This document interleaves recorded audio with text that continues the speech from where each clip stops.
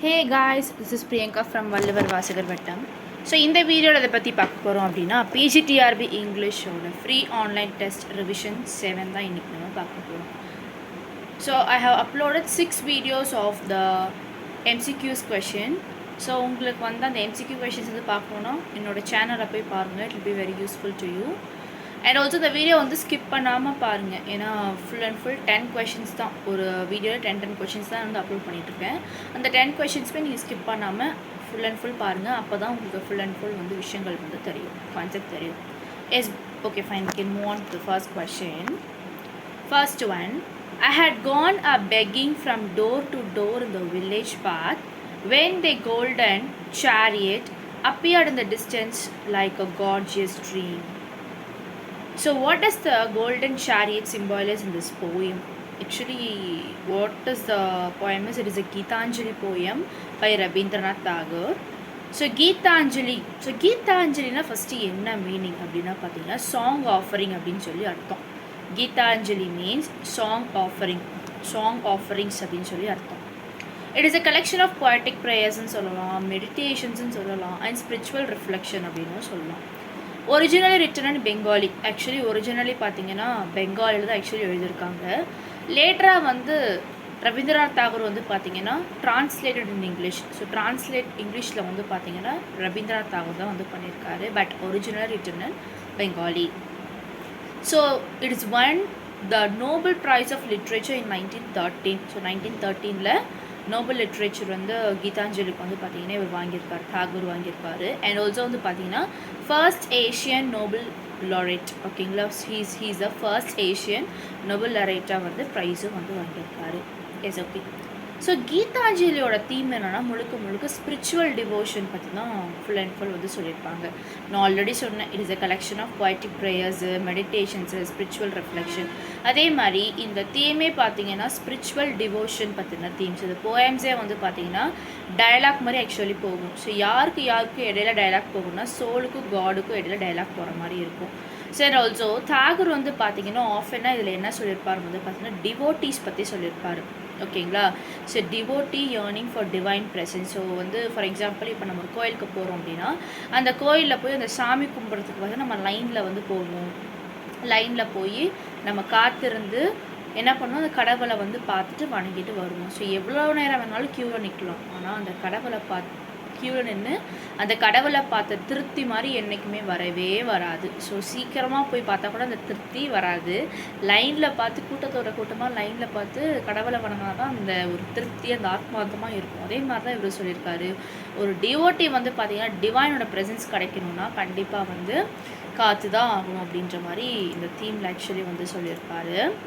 Actually golden chariot. So golden chariot symbolises actually என்ன symbolise பண்ணி பேசுதுன்னா divine grace தான் சிம்பாலைஸ் பண்ணி பேசும். டிவைன் கிரேஸ் சொல்லலாம், இல்லை காட்ஸ் ப்ரெசன்ஸ், ரெண்டுமே ஒன்று தான். God's presence is also known as divine grace.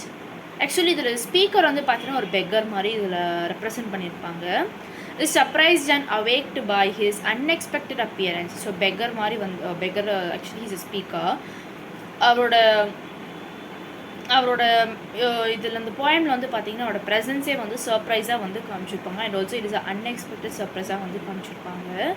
இம்பைலிங் the god came to him while he was at least expecting it showing divine mercy. So ஒரு பெக்கர் வந்து பார்த்திங்கன்னா கடவுள்கிட்ட போய் நின்று தயவு செஞ்சு என்னை நல்லபடியாக வச்சு காப்பாற்றுக்கோ அப்படின்னு சொல்லி டிவைன் மர்சியாக வந்து ப்ரே பண்ணுறது. ஆக்சுவலி நம்ம என்ன தான் வந்து கஷ்ட நஷ்டங்கள், நம்ம எவ்வளோ துன்பத்தில் இருந்தாலும் பார்த்தீங்கன்னா நம்ம எப்பயுமே யாரை தேடி போவோம், கடவுளை நாடு தான் போவோம்.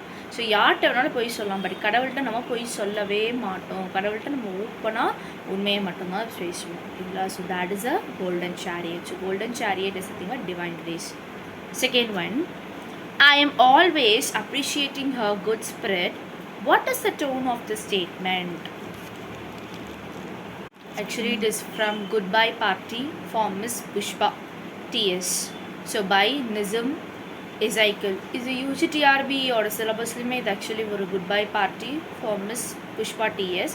It is a dramatic monologue and satirical poem actually. Speaker, இதில் ஸ்பீக்கர் வந்து என்ன மாதிரி கான்செப்ட் வந்து கொடுத்துருப்பாங்க வந்து பார்த்தீங்கன்னா மிஸ் புஷ்பா அப்படின்றவங்க பார்த்தீங்கன்னா ஃபேர்வெல் ஸ்பீச் வந்து கொடுத்துருப்பாங்க for the colleague. So miss Pushpa is going to abroad. So abroad வந்து பார்த்தீங்கன்னா மிஸ் புஷ்பா வந்து போகிறாங்க. அது ஸ்பீக்கர் வந்து பேசுகிறாங்க. Actually she tries to sound respectful and formal but ends up being unintentionally funny due to awkward phrasing and exaggerated flattery. Actually எப்பயுமே ஒரு farewell பார்ட்டினா வந்து பார்த்திங்கன்னா ஒரு கம்பெனியில் வந்து ஒருத்தவங்க ஒரு பர்சன் வந்து அப்ராடுக்கோ இல்லை சம்திங் எல்ஸ் ரிலீவ் ஆகிறாங்களோ வந்து பார்த்திங்கன்னா ஃபேர்வெல் பார்ட்டி வந்து கொடுப்பாங்க. ஸோ அந்த ஃபேர்வெல் பார்ட்டியில் வந்து எல்லாத்துக்கும் ரெஸ்பெக்ட்ஃபுல் பண்ணி எல்லாத்துக்கும் ஓத் ஆஃப் தேங்க்ஸ் பர்ஸ்பெக்ட் கொடுத்துட்டு எல்லாத்துக்கும் தேங்க்ஸ் சொல்லிவிட்டு இந்த மாதிரி இந்த கம்பெனியில் அவ்வளோ ஒர்க் பண்ணியிருக்கேன், it is a very thankful அப்படின்னு சொல்லிட்டு அவங்களோட ப்ளெஷரை வந்து பார்த்திங்கன்னா கொடுத்துட்டு they will relieve it. Actually that is a farewell. ஒன்றும் இல்லை, இப்போ நம்ம 10th 12th படிக்கும்போது பார்த்திங்கன்னா ஃபேர்வெல் டே அப்படின்னு சொல்லி கொண்டாடுவோம். தட் இஸ் அ விடைப்பிரியா நாட்கள், விடைப்பிரியா டேஸ் அப்படின்னு சொல்லிட்டு லாஸ்ட் டே. ஸோ அதே மாதிரி தான் ஃபேர்வெல் ஸ்பீச் வந்து பார்த்திங்கன்னா நம்ம மிஸ் புஷ்பா வந்து இதில் வந்து கொடுத்துருப்பாங்க. அண்ட் ஆல்சோ வந்து பார்த்திங்கன்னா இந்த போயம் நான் சொன்ன மாதிரி தான் ஃபேர்வெல் ஸ்பீச் வந்து கொடுத்துருப்பாங்க. ஸோ மிஸ் புஷ்பா வந்து ஸ்வீட்னஸ் ஆகவும் குட் ஸ்பிரிட் ஆகவும் வந்து பார்த்திங்கன்னா இதில் வந்து பேசியிருப்பாங்க. அண்ட் ஆல்சோ வந்து பார்த்திங்கன்னா she talks about her background. So background பற்றி பேசியிருப்பாங்க. அப்புறம் அவங்க ஸ்மைலை பற்றி. அண்ட் ஆல்சோ அவங்க வந்து she is never saying no. So எதுக்குமே இந்த இடத்துல நான் நோ சொன்னதில்லை அப்படின்னு சொல்லிட்டு அவங்களோட வெகுளித்தனத்தை வந்து இதில் வெகுளியாக வந்து ஆக்சுவலி இந்த ஃபேர்வெல் ஸ்பீச் பாட்டில் வந்து பேசியிருப்பாங்க. ஸோ இந்த போயமோட ஃபைனல் வந்து பார்த்திங்கன்னா ends without much depth or real emotion. It's more about performance and politeness than genuine farewell. So இந்த ஃபேர்வெல் வந்து பார்த்திங்கன்னா ரொம்ப டெப்த்தாகவும் ரியல் எமோஷனாகவும் போகாமல் நல்லா பர்ஃபார்மன்ஸ் பண்ணி பொலைட்னஸோட நல்லா ஜென்யூன் ஃபேர்வெலோட இந்த ஃபேர்வெல் பார்ட்டி வந்து போச்சு அப்படின்னு சொல்லலாம். Okay, let's move on to the question. I'm always appreciating her good spirit. Actually, what is the tone of the statement? It is cheerful but awkward. The speaker வந்து பார்த்தீங்கன்னா means to compliment her, but the wording is off. So அவங்க complement பண்ணி பேசுகிறாங்க. Actually இதில் என்ன complement பண்ணி பேசுகிறாங்கன்னா the wording is offன்னு சொல்லி complement பண்ணி பேசுகிறாங்க. The poem's humor comes from his overly formal. Actually இந்த போயம் வந்து பார்த்திங்கன்னா ஃபுல் அண்ட் ஃபுல் ரொம்ப ஃபார்மலியாக வந்து கொண்டு போவாங்க. ஸோ ரொம்ப ஃபார்மலாக கொண்டு போவாங்க. And also grammatically incorrect English that mimics public speeches. So but ஆனால் இந்த மிஸ் புஷ்பா வந்து இந்த போயமில் வந்து பார்த்திங்கன்னா பேசுகிற இங்கிலீஷ் லிட்டில் பிட் இன்கரெக்ட் இங்கிலீஷாக தான் ஆக்சுவலி இது வந்து கொடுத்துருப்பாங்க. ஸோ இன்கரெக்ட் இங்கிலீஷாக தான் மிஸ் புஷ்பா வந்து பேசுகிற மாதிரி இந்த போயமில் ஆக்சுவலி வந்து கொடுத்துருப்பாங்க. அது லிட்டில் பிட் அது ஒரு கிரிட்டிசைஸாக வந்து இதில் இருக்கும். பட் இதில் ஃபுல் அண்ட் ஃபுல் வந்து பார்த்திங்கன்னா அவங்க ரொம்ப சியர்ஃபுல் பட் ஆக்வர்டாக ரொம்ப பேசியிருப்பாங்க அப்படின்னு சொல்லியிருப்பாங்க. So third one, I have become a queer mixture of the east and the west, out of place everywhere, at home nowhere. What does Nehru mean by this line? So actually it is from an autobiography by Jawaharlal Nehru work. So it is published in 1936, written by Pandit Jawaharlal Nehru while in prison 1934 to 1935. So Jawaharlal Nehru வந்து பார்த்திங்கன்னா present டைமில் எழுதின work அது. எந்த இயர்னா 1935லேருந்து 1934லேருந்து 1935 வரைக்குமே he's in present. So அந்த டைமில் அந்த ஒர்க் எழுதியிருக்காரு. அப்புறம் 1936 வெளியே வந்து பப்ளிஷ் பண்ணியிருக்காரு. ஸோ இதில் மெயின் தீமே வந்து பார்த்திங்கன்னா நேருவோட பொலிட்டிக்கல் அவேக்கன் பற்றி and also personal reflections and India struggle for freedom பற்றின கான்செப்ட் முழுக்க கொடுத்துருப்பாங்க. ஸோ இந்த கொஷனில் வந்து பார்த்திங்கன்னா நேரு எதை மீன் பண்ணி இந்த லைன் வந்து கொடுத்துருப்பாரு அப்படின்னு சொல்லி பார்க்கலாம். ஸோ எதை பற்றி கொடுத்துருக்காருன்னு பாருங்கள். He feels culturally divided between Indian and western influence. இதனால் வந்து இவர் வந்து culturally divided between Indian and western influence எதனால் ஃபீல் பண்ணியிருக்காருன்னு வந்து பாருங்கள். First Nehru was educated in England. ஓகேங்களா? ஸோ இங்கிலாண்டில் எங்கே வந்து எஜுகேட் இருக்காருன்னா ஹாரோ, எடன் அண்ட் கேம்பிரிட்ஜ் இதிலலாம் நேரு வந்து எஜுகேட் ஆகிருக்காரு. ஓகேங்களா? And this deeply influence is thinking. So and also அவரோட திங்கிங்கே பார்த்தீங்கன்னா இங்கிலாந்து பீப்புள்ஸோட திங்கிங் மாதிரி தான் இவருக்குமே இருக்கும். ஏன்னா அங்கேயே வந்து ஃபுல் அண்ட் ஃபுல் படிச்சுட்டாரு. ஓகேங்களா? ஸோ கேம்பிரிட்ஜ்லேயும் எட்டன்லேயும் ஹாரோலையும் படிச்சிருக்கனால so he was educated in England. So அவரோட திங்கிங்கும் பார்த்தீங்கன்னா அதே மாதிரி இன்ஃப்ளூயன்ஸ்டாக தான் இருக்கும். ஆனால் ஹீஸ் அ இண்டியன்.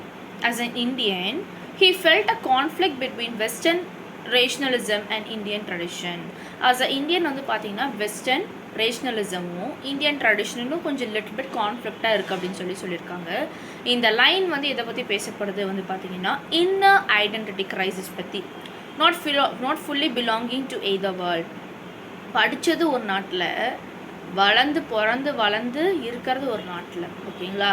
ஸோ என்னதான் வந்து நம்ம வளர்ந்து இருக்கிற நாட்டில் வந்து ஆஸ் எ இந்தியனாக இருந்தாலும் நம்மளுக்கு கல்வி எஜுகேஷன் கொடுத்தது வந்து இங்கிலாந்து தான்.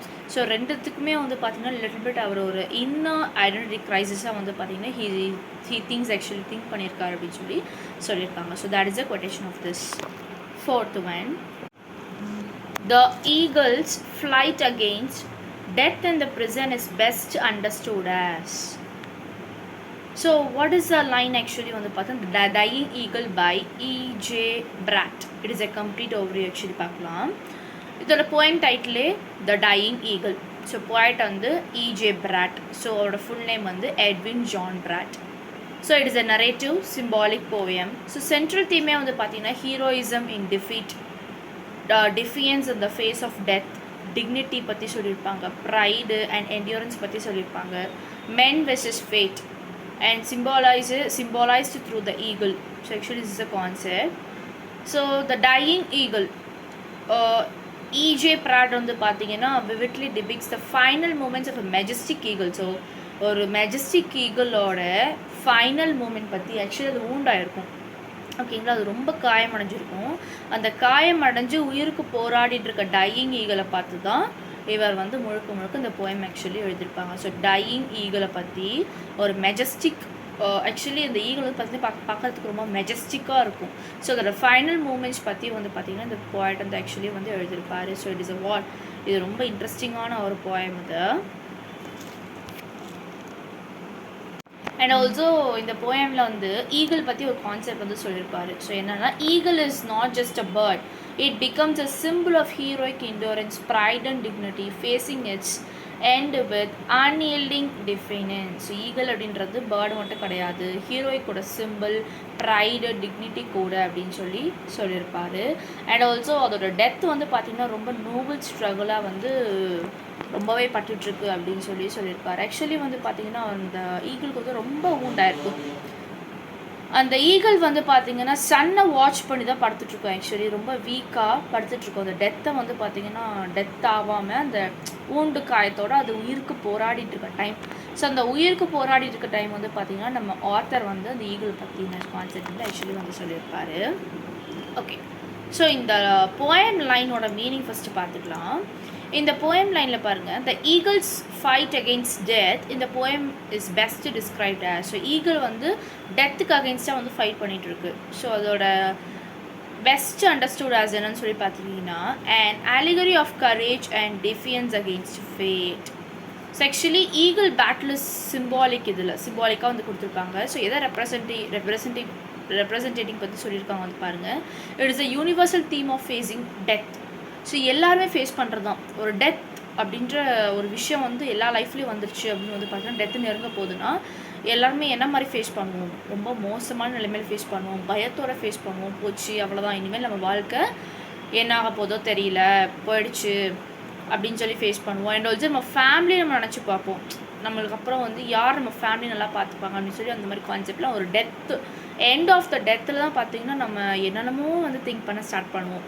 ஸோ அதே மாதிரி தான் ஈகிளும் வந்து பார்த்திங்கன்னா ஈகிளோட பர்ஸ்பெக்டிவ் வந்து ஆத்தர் வந்து திங்க் பண்ணுறாரு இதில். And also with bravery rather than surrender. ரொம்ப பிரேவாக வந்து பார்த்திங்கன்னா அந்த ஈகிள் வந்து ரொம்ப பிரேவாக வந்து மெஜஸ்டிக்காக வந்து படுத்துட்ருக்கு.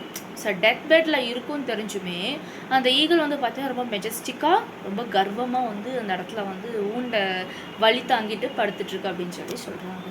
S, fifth question. So assertion reasoning question actually. So let's see the question. Assertion A. Ambedkar argued that the caste system is not merely a division of labor but a division of laborers. Reason R. He believed caste assigns work based on birth, not merit or choice. Actually both A and R are true, but R is the correct explanation of A. So என்னன்றது பார்க்கலாம். அதுக்கு முன்னாடி இது என்ன ஒர்க்குங்கிறது பார்க்கலாம். It is a work of annihilation of caste. ஓகேங்களா. So it is யார் ஆத்தர்னா doctor BR Ambedkar. So written in 1936.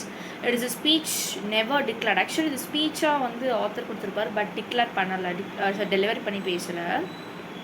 Actually இதோட தீமே பார்த்தீங்கன்னா radical critique of the caste system. So caste system பற்றி தான் இதோட கிரிட்டிக் பற்றி பேசியிருப்பார் ஹிந்து சொசைட்டியில். ஸோ ஹிந்து சொசைட்டியில் கேஸ்ட் சிஸ்டம் பற்றி வந்து பார்த்தீங்கன்னா கிரிட்டிசைஸ் பண்ணி இந்த ஒர்க்கில் ஆக்சுவலி சொல்லியிருப்பார்.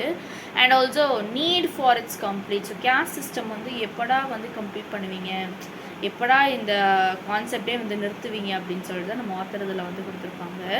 அண்ட் ஆல்சோ வந்து பார்த்தீங்கன்னா complete destruction, not just reform. So it is full and full complete destruction and not just reform. So reformationக்காக மட்டும் இது கிடையாது.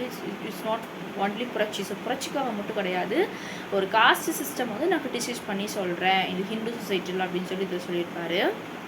Okay. So ANRR true. So எதனால் ANRR ட்ரூ அப்படின்னு சொல்லி பார்க்கலாம். ஃபஸ்ட்டு பாருங்கள். Ambedkar argued that the caste system is not merely a division of labor, but the division of laborers. So எதனால் அப்படி கிரிட்டிசைஸ் பண்ணி சொல்லியிருக்காங்க பாருங்கள். அம்பேத்கர் ஃபியர்ஸ்லி கிரிட்டிசைஸ் த காஸ்ட் சிஸ்டம். ஸோ காஸ்ட் சிஸ்டமை கிரிட்டிசைஸ் பண்ணுறாரு, but it does not allow individuals to choose their work. So ஒரு cost system வந்து பார்த்தீங்கன்னா கிரிட்டிசைஸ் பண்ணி சொல்கிறாரு. எதனால்னா ஒவ்வொரு இண்டிவிஜுவல்ஸ்க்கும் வந்து பார்த்தீங்கன்னா ஒர்க் சூஸ் பண்ணுறதுக்கு ரைட்ஸே இல்லைங்க அப்படின்னு சொல்லி சொல்கிறாங்க. Instead it forces occupation based on birth, turning people into fixed social rules. So அதனால் பார்த்தீங்கன்னா பர்த்லேயே வந்து பார்த்தீங்கன்னா தன்னோட ஆக்குபேஷனை வந்து ஃபிக்ஸ் பண்ணிடுறாங்க இந்த உலகத்துக்கு. ஓகேங்களா. இப்போ எப்படி காஸ்ட் சிஸ்டமாக வந்து பார்த்தீங்கன்னா ஒவ்வொரு காஸ்ட்லேயுமே ஒவ்வொரு இந்த மாதிரி தான் பண்ணணும், இந்த மாதிரி தான் ஒர்க் இருக்குது அப்படின்னு சொல்லிட்டு ஒரு காஸ்ட்லேயும் பிரிக்கிறாங்க பார்த்தீங்களா. ஸோ அதே மாதிரி பிறப்புலே வந்து அவங்கள பிரிச்சிடுறாங்க. இந்த காஸ்ட் பீப்புளெலாம் இந்த ஒர்க் தான் பண்ணணும் அப்படின்னு சொல்லி பிரிச்சிடுறாங்க, பை பர்த்லேயே பிரிச்சிடுறாங்க. அண்ட் ஆல்சோ அவங்கள வந்து சோஷியல் ரூல்ஸ்க்கு வந்து ஃபிக்ஸ் பண்ணி வச்சிடுறாங்க அப்படின்னு சொல்லி சொல்கிறாங்க. It is not a basic freedom actually. So basic ஃப்ரீடமும் ஈக்குவாலிட்டி இது கிடையவே கிடையாது.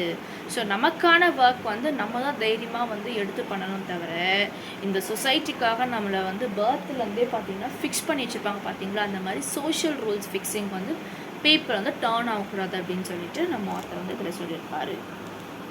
Sixth one matched. Devadatta, Kapila, Padmini, Hayavadana, goddess, Kali, theme of the play. Actually இது வந்து பார்த்திங்கன்னா ஹயவதனால இருக்கிற ஒரு கான்செப்ட். ஸோ ஹயவதனா வந்து யார் எழுதுனது பார்த்தீங்கன்னா கிரிஷ் கர்னாட். ஸோ கிரிஷ் கர்னாட் வந்து எல்லாத்துக்குமே தெரியும். And also he's a actor in நம்ம தமிழ் ஃபிலிம்லேயும் ஆக்ட் பண்ணியிருக்காரு Girish Karnad. So it is published in 1971. So genre வந்து பார்த்தீங்கன்னா modern Indian drama influenced by folk theatre. So இந்த பிளே வந்து 2 act play actually, but originally in கன்னடாவில் தான் ஃபஸ்ட் இந்த ஒர்க் ஆக்சுவலி எழுதியிருப்பார். அதுக்கப்புறம் translated by Karnad himself to English. So கன்னடாவிலேருந்து இவரே வந்து இங்கிலீஷில் வந்து டிரான்ஸ்லேட் பண்ணி எழுதியிருப்பார். ஸோ இது மேஜரான சம்மரியே வந்து பார்த்தீங்கன்னா அந்த ஸ்டோரியில் வந்து 2 பெஸ்ட் ஃப்ரெண்ட்ஸ் வந்து இருப்பாங்க, தேவடா அண்ட் கபிலா. ஸோ தேவடா வந்து ஒரு ஸ்காலர், கபிலா வந்து ஒரு ரெஸ்லர். அண்ட் ஆல்சோ ஒரு விமன் இருப்பாங்க, she is a Padmini whom both love. But இந்த பத்மினி வந்து பார்த்தீங்கன்னா 2 பர்சன் என்ன பண்ணுவாங்க, பத்மினி தான் லவ் பண்ணுவாங்க. பட் ஃபைனலி வந்து பத்மினி வந்து தேவதாவை தான் மேரேஜ் பண்ணியிருப்பாங்க. ஏன்னா physically attracted to Kapila, but is physically attracted to Kapila. So Padmini வந்து தேவதாவை தான் கல்யாணம் பண்ணிப்பாங்க. ஆனால் பத்மினிக்கு வந்து பார்த்தீங்கன்னா கபிலா மேலே தான் ஒரு இன்ட்ரெஸ்ட். ஸோ ஆனால் ஃபைனலி பார்த்தீங்கன்னா இந்த தேவராவ் கபிலாவும் வந்து பார்த்தீங்கன்னா ஆக்சிடென்டலி இறந்தும் போயிடுவாங்க. அண்ட் பத்மினி வந்து பார்த்தீங்கன்னா காடஸஸ் காளியோட ஹெல்ப்னால் வந்து பார்த்தீங்கன்னா இந்த மிஸ்டேக்கை வந்து ஸ்வாப் பண்ணி எப்படியாவது வந்து திருத்தணும் அப்படின்னு சொல்லி பார்த்துருப்பாங்க. ஸோ அது என்னங்கிறது நம்ம கதைக்குள்ளே ஃபுல்லாக டெத்தாக போனால் தான் தெரியும். So let's see first this answer. Devata. So Devata வந்து பார்த்தீங்கன்னா devotee of goddess Kali. So Devata வந்து காளி. ஸோ காளி இருக்காங்க பார்த்தீங்களா, காடஸஸ் காளி. ஸோ அவங்களோட தீவிரமான பக்தர். கபிலா. ஸோ கபிலா வந்து friend of Devatha and strong body. Padmini. So Padmini வந்து பார்த்தீங்கன்னா wife of Devatha. Hayavadana. So Hayavadana இதில் யாருன்னா a horse headed man. Goddess is Kali. So grants the body head swap wish. So actually swap பண்ணிடுவாங்க. இதில் என்னென்னா தேவதாவோட ஹெட் வந்து பார்த்தீங்கன்னா கபிலாவோட பாடியில் வந்து ஃபிக்ஸ் பண்ணிடுவாங்க. அதே கபிலாவோட ஹெட் வந்து பார்த்தீங்கன்னா தேவதா பாடியில் வந்து ஃபிக்ஸ் பண்ணிடுவாங்க. ஸோ அதோட ஸ்வாப்பிங்னஸ் வந்து காட்ஸஸ் காளி வந்து ஆக்சுவலி இதில் பண்ணியிருப்பாங்க. பத்மினிக்கு வந்து காட்ஸஸ் காளி வந்து ஹெல்ப் பண்ணியிருப்பாங்க. Next theme of the play வந்து பார்த்தீங்கன்னா ஐடென்டிட்டி அண்ட் இன்கம்ப்ளீட்னஸ் தான். Seventh one, it is assertion reasoning. The poem, A Song of Hope, expresses a strong belief in the eventual equality and freedom of Aboriginal people. Reason are, the poet uses hopeful and positive imagery to depict a future where justice and peace will prevail. So it is an assertion reasoning question. So let's see it. So அதுக்கு முன்னாடி வந்து இது எந்த ஒர்க்லேருந்து எடுக்கப்பட்டாங்க அப்படின்னு சொல்லி பார்க்கலாம். It is a work of A Song of Hope by Kurt Walker. Actually the poem A Song of Hope by Kurt Walker. So the poem வந்து பார்த்தீங்கன்னா முழுக்க பவர்ஃபுல் எக்ஸ்பிரஷன் ஆஃப் ஹோப் அப்படி தான் ஃபுல் அண்ட் ஃபுல் கொடுத்துருப்பாங்க. And also வந்து ஃப்யூச்சரில் வந்து ஃபெய்த்தை பற்றி உள்ள கான்செப்ட் வந்து சொல்லியிருப்பாங்க. அண்ட் ஆஸ்திரேலியன்ஸ், ஸோ ஆஸ்திரேலியன்ஸோட will live with freedom. So ஆஸ்திரேலியன்ஸோட ஃப்ரீடம் பற்றி, டிக்னிட்டி பற்றி, ஈக்குவாலிட்டி பற்றி ஃபுல் அண்ட் ஃபுல் சொல்லியிருப்பாங்க. அண்ட் ஆல்சோ எதை ரிஃப்ளெக்ட் பண்ணி பேசியிருக்கோம் இந்த போயம் வந்து பார்த்திங்கன்னா டிசையர் ஃபார் ஜஸ்டிஸ் பற்றி பேசியிருக்கோம், as well as end to racial discrimination பற்றி பேசியிருக்கோம். இதோட டோனே வந்து பார்த்திங்கன்னா ஆப்டமிஸ்டிக் டோனு. அண்ட் ஆல்சோ பிலீஃபை வந்து என்கரேஜ் பண்ணுற மாதிரி இருக்கும். இதில் என்கரேஜ் பண்ணுற மாதிரி இருக்கும்னா சோஷியல் சேஞ்சில் யூனிட்டியில் வந்து இது பண்ணுற மாதிரி இருக்கும். Yes, both A and R are true and R explains A. So எப்படி வந்து A and R வந்து ட்ரூ அப்படி இருக்குன்னு ஃபஸ்ட்டு பார்க்கலாம்.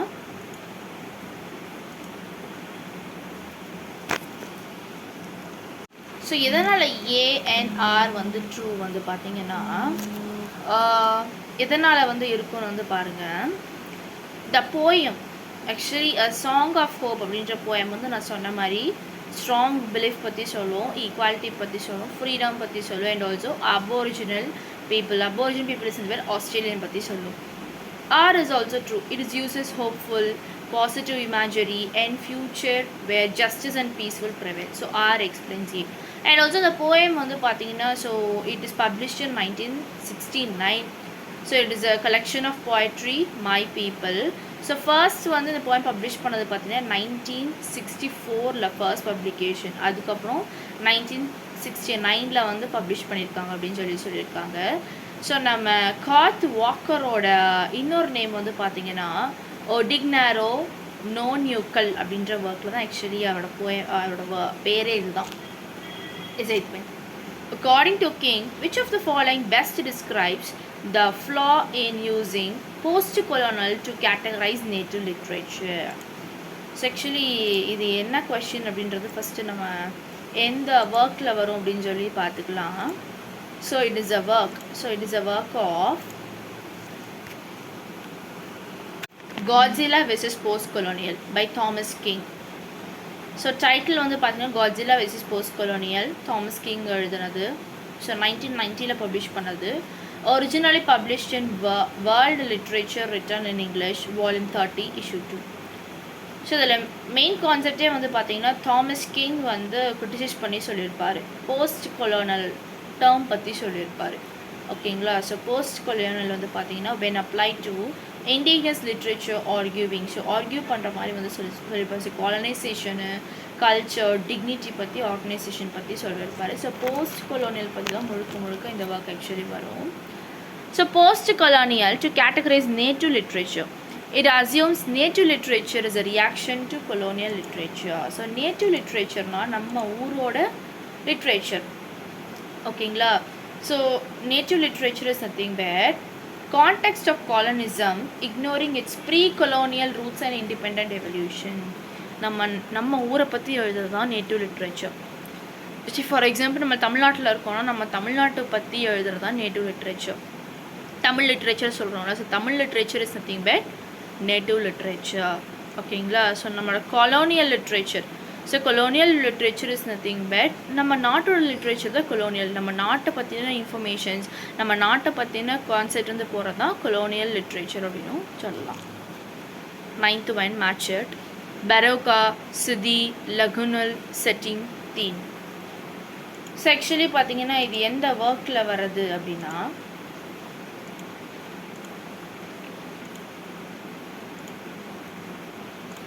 It is a Jane Harrison work. ஓகேங்களா, ஸ்டோலன் அப்படின்ற work it is a Jane Harrison.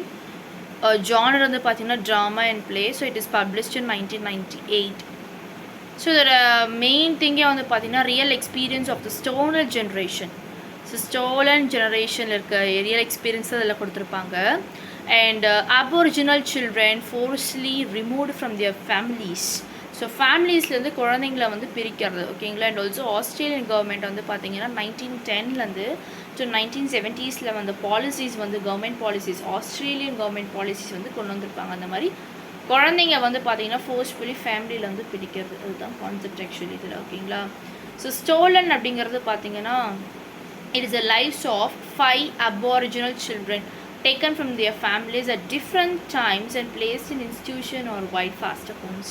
So 5 குழந்தைங்களை வந்து குடும்பத்தில் வந்து பிரித்து விட்டு அந்த 5 குழந்தைங்களை வந்து பார்த்திங்கன்னா வெவ்வேறு ஃபேமிலிஸ்லையோ இல்லை வெவ்வேறு ஹோம்ஸ்லையோ இல்லை இன்ஸ்டியூஷன்ஸ்லேயோ வந்து போட்டுட்டு அந்த குழந்தைங்க எப்படி வளர்கிறாங்க அப்படின்னு சொல்லி அதில் கான்செப்ட் ஆக்சுவலி வந்து கொடுத்துருப்பாங்க. ஸோ பரோக்கா வந்து பார்த்திங்கன்னா அந்த வில்லேஜ் சீஃப். சித்தி யாருன்னா த பியூட்டிஃபுல் வில்லேஜ் கேர்ள்.